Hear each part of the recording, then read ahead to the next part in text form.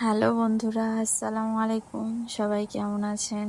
আজকে আপনাদেরকে দেখাচ্ছি শর্টকাটে শুকনো খিচুড়ি রান্না করার পদ্ধতি। তো প্রেসার কুকারে অনেক সহজেই হয়ে যায়, 4-5টা সিটি দিলেই কিন্তু খিচুড়ি হয়ে যায়।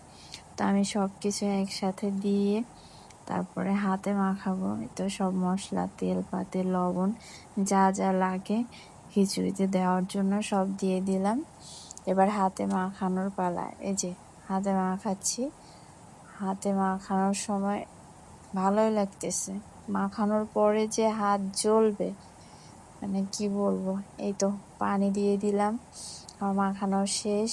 এবার পানি দিয়ে সুন্দর করে ঢাকনা দিয়ে বসিয়ে দিব।